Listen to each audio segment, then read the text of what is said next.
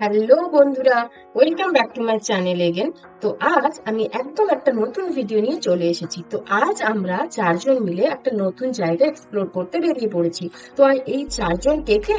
আমি, আমার হাজবেন্ড আর আমার বোন ও তার হাজবেন্ড, এই চারজন। তো টাইটেল দেখে তোমরা নিশ্চয়ই বুঝতে পারছো যে জায়গাটা কোথায়। তো যাই হোক, আজ সকালেই আমাদের প্ল্যানটা কনফার্ম হওয়ার পর আমরা মেক মাই ট্রিপ থেকে চারজনের যাওয়া ও ফেরার টিকিট বুক করেছিলাম।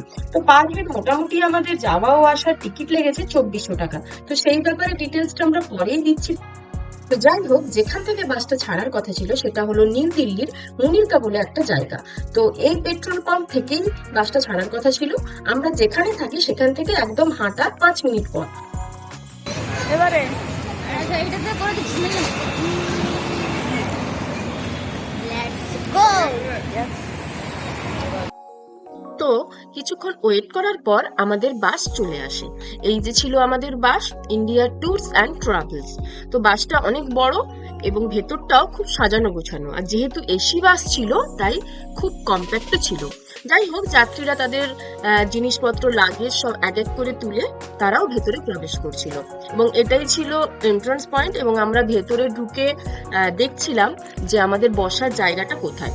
তো একটা কথা এখানে বলি, এই বাসগুলোর, এই এসি যে বাসগুলো থাকে যেগুলো লং জার্নি বাস হয়, সেগুলো কিন্তু দুটো সুবিধা থাকে। একটাতে তুমি রেস্ট নিয়ে মানে শুয়ে শুয়ে যেতে পারো, আর একটা বসে বসে।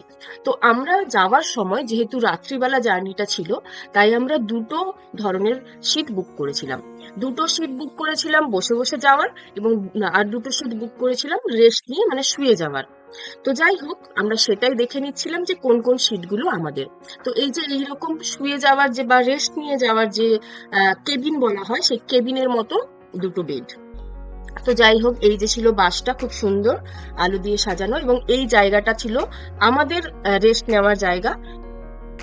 আমাদের হাজবেন্ডরা বললো যে তোমরাই প্রথমে রেস্ট নিয়ে নাও।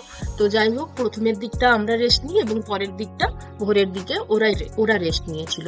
তো যাই হোক, এভাবে হাসি আনন্দ করেই আমরা ট্যুরটা মানে কি বলবো সাকসেসফুল করার চেষ্টা করছিলাম এবং খুব মজা করছিলাম। আর এই যে ইনি হলেন আমার বোনের হাজবেন্ড, আর এই যে ইনি হলেন আমার হাজবেন্ড। তো আর যাকে তোমরা শুট করতে দেখছো, মানে সেও একটু ক্যামেরা শুট করছিল, ওটা আমার বোন। তো যাই হোক, এই যে এই চেয়ারগুলোতে একটু হেলান দিয়ে সুন্দরভাবে যাওয়া যায় সেই ব্যবস্থাও ছিল।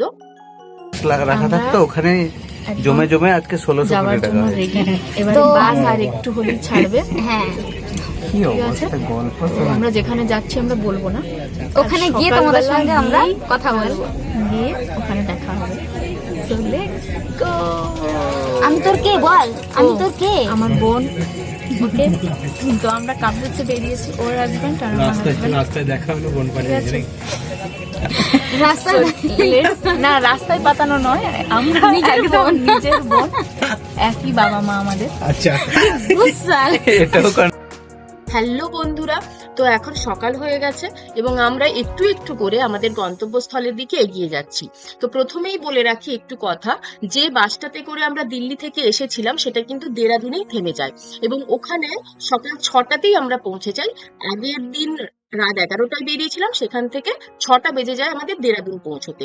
তো সেখানে সমস্ত যাত্রীরা একটু চা বা টিফিন খাওয়ার পর সেখান থেকে ওদেরই ব্যবস্থা করে দেওয়া দুটো মিনি বাস, যেগুলো অফকোর্স এসি, সেগুলোতে করেই আমাদের মুসৌরি আসতে হয়।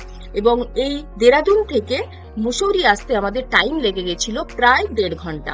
তো 1.5 ঘন্টার এই জার্নিটা আমরা খুব এনজয় করছিলাম। তোমরা দেখতেই পাচ্ছ, একদিকে পুরো পাহাড় আর একদিকে একদম খাদ। এই যে দেখো, খুব ভয়ও করছিল আবার খুব এনজয়ও করছিলাম। তো যাই হোক, প্রথমবার বলতে গেলে আমি পাহাড়ে এলাম, তো আমার খুব এক্সাইটেড লাগছিল। আর যেহেতু এটা আমার হানিমুন, তো অবশ্যই খুব এনজয় করছিলাম। Yeah, so now we are in Mussoorie. Mussoorie, the Queens of Hills. Splendid beauty, so much. দারুণ লাগছে, দারুণ। এবার আমরা ঘুরতে বেরাবো। এবার চলে এসেছি, আগে ফ্রেশ আপ হয়ে নেবো, দারুণ লাগছে, হোটেলে গিয়ে তারপর আমরা বেরোবো। পুরো ফ্লাইট পুরো এটা লাগছে, দারুণ লাগছে। দারুণ লাগছে। দেখো আমরা পৌঁছে গেছি এবং অফকোর্স আমাদের হোটেলেও আমরা পৌঁছে গেছি এবং এইটা ছিল আমাদের হোটেল। এটা হোটেলের নাম ছিল হোটেল সরস্বতী। তো যাই হোক, এই হোটেলটা, এটা সামনের লুকটা, এটা ছিল ওদের অফিসটা এবং বাইরেটাতে না খুব সুন্দর ফুল দিয়ে সাজানো ছিল। আমার তো খুব পছন্দ হয়েছে এবং ওখান থেকে যে অ্যাকচুয়ালি আমাদের রুমটা সেটাও আমরা দেখাচ্ছি। সেখান থেকে না ব্যালকনিটা থেকে পুরো পাহাড়ের ভিউটা এত সুন্দর লাগছিল, জাস্ট মানে বলে বোঝানো যাবে না, ওই চোখে যেন মনে হয় আটকে গেছিল। তো যাই হোক, বাসে আসার সময় তোমাদের কিছু কথা বলে রাখি। বাসে যেহেতু খুব উঁচুতে উঠছিলাম, তো অনেক যাত্রীরা না কি বলে বমিও করছিল। তো ওটা দেখে তো আমার খুব প্যানিক হচ্ছিল। তো যাই হোক, খুব মজাও করছিলাম, কারণ একদিকে খাত বললাম আগে তোমাদের, আর একদিকে পুরো পাহাড়, মানে এরকম এক্সপিরিয়েন্স আমার আগে হয়নি। তো এই যে ছিল আমাদের রুমের ব্যালকনি এবং এখান থেকে পুরো চারদিকের ভিউটা অসাধারণ লাগছিল। তো এখানে আরেকটা কথা বলি, এই যে রুমটা আমরা বুক করেছিলাম, আমরা দুটো রুম নিয়েছিলাম, তো পার রুমে আমাদের পার ডে 900 টাকা করে পে করতে হয়। তো যাই হোক, আরেকটা কথা বলি, যেখানে আমরা মুসৌরিতে যে স্টপেজে নেমেছিলাম সেটা হলো লাইব্রেরি চক। ওখান থেকে যে যার গন্তব্যস্থলে মানে রেস্টুরেন্টে বা হোটেলে চলে যায়। তো যাই হোক, এইটুকুই বলবো, ভিডিওটা তোমরা শেষ অবধি দেখো এবং পরের ভিডিওতে অবশ্যই আসছি এবং অবশ্যই থ্যাংক ইউ।